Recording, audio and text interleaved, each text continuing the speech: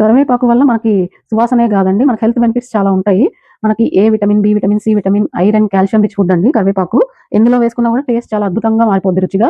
సాంబారు, పులుసు ఎందులోకైనా సరే. అలాగే ఉప్మాకి, ఇడ్లీకి, దోసకి దేనికైనా కాంబినేషన్ చాలా అద్భుతంగా ఉంటది. Welcome back to my channel MSP life style. ఈరోజు మనం పొడుల సిరీస్‌లో మనము కరివేపాకు పొడి అథెంటిక్ స్టైల్‌లో ఎలా చేసుకోవాలో చూపించేస్తానండి. కరివేపాకుని మనము ఇలా రెబ్బలతోనే తెచ్చుకోవాలండి. ఫ్రెష్‌గా ఉండేది తీసుకోవాలి. ఏ చీడ, ఏ పురుగు లేనిది తీసుకోవాలి. పచ్చగా ఉండేలాగా చూసుకోండి. అలాగే ఇంటికి తెచ్చుకున్న తర్వాత మనం నీట్‌గా ఫ్లోయింగ్ వాటర్‌లో మనం క్లీన్‌గా వాష్ చేసుకుంటే ఫాస్ట్‌గా డ్రై అయిపోద్ది. ఇలా విడివిడిగా ఉంటది గనక. అలాగే ఇది ఫ్యాన్ కింద డ్రై చేసుకుంటే సరిపోద్దండి. కరివేపాకునంతా దూసుకొని పక్కన పెట్టుకుందామండి ఫస్ట్. 1 ½ కప్ వచ్చింది మెజరింగ్ కప్‌తో. ఇప్పుడు మనం మిగతా కొలతలు చూసుకుందాం. వీటికి కావాల్సిన ఇంగ్రీడియెంట్స్. ఒక 30 తీసుకున్నానండి ఎండుమిర్చి. మీ కారాన్ని బట్టి సరి చేసుకోండి కారాన్ని. 10 వెల్లుల్లి రెబ్బలు, ఇంగువ ఒక పావు టీ స్పూన్ తీసుకోండి. మినపప్పు 2 టేబుల్ స్పూన్లు, శనగపప్పు 2 టేబుల్ స్పూన్లు, ధనియాలు 1 టేబుల్ స్పూన్, మెంతులు 10-12 వరకు తీసుకోండి. ఎక్కువ తీసుకోకండి. చింతపండు మన టేస్ట్‌కి తగినట్టు, సాల్ట్, జీలకర్ర హాఫ్ టేబుల్. స్టవ్ ఆన్ చేసుకొని పాన్ పెట్టుకొని ఇప్పుడు పాన్ వేడెక్కిన తర్వాత శనగపప్పు వేసి వేయించుకుందామండి. Dry roast. ఇది బాగా డీప్‌గా లోపల వరకు కుక్ అవ్వాలండి. కలుపుతూ ఉంటే పప్పు లోపల వరకు కుక్ అవుతది. శనగపప్పు కొద్దిగా రోస్ట్ అయిన తర్వాత ఇప్పుడు మినపప్పు యాడ్ చేస్తున్నానండి.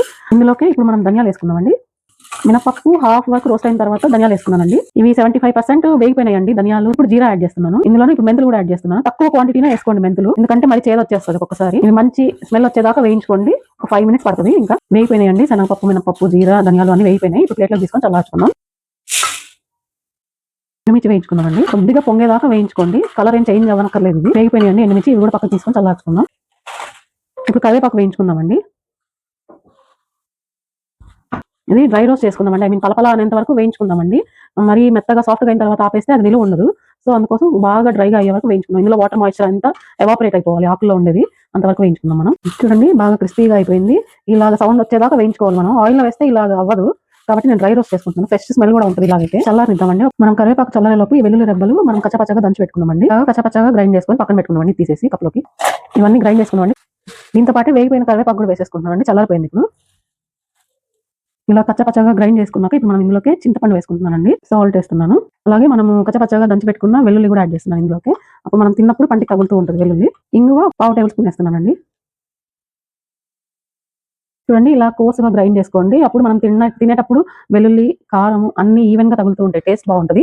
చూడండి రెడీ అయిపోయింది మన హెల్తీ, టేస్టీ, కలర్‌ఫుల్ కరివేపాకు పొడి. చూడండి ఇలా పొడి పొడిగా బాగా గ్రీనిష్‌గా వెల్లుల్లి బాగా తగులుతూ ఉంటది. వెల్లుల్లి బాగా కనిపిస్తుంది చూడండి. ముద్ద ముద్దగా లేకుండా ఆయిల్ వేసుకుంటే ముద్ద ముద్దగా ఉంటదండి పొడి. నిల్వ కూడా ఎక్కువ రోజులు ఉండదు. సో ఇలా డ్రై రోస్ట్ చేసుకుంటే మనకు నిల్వ ఒక 2 మంత్స్ వరకు ఉంటదండి. ఏ ఇబ్బంది లేదు. ఫ్రిడ్జ్‌లో పెట్టకపోయినా పర్లేదు. జుట్టుకి బాగా హెల్ప్ అవుద్దండి కరివేపాకు. తెల్లబడకుండా ఆపుతది జుట్టుని. అలాగే హెల్తీ గ్రోత్ ఉంటది. మనం రెగ్యులర్ డైట్‌లో ఇంక్లూడ్ చేసుకుంటే కరివేపాకుని. జుట్టు ఒత్తుగా పెరుగుద్ది. షుగర్‌ని కంట్రోల్‌లో పెడతది. ఇమ్యూనిటీ కూడా బాగా బూస్ట్ అవుద్దండి.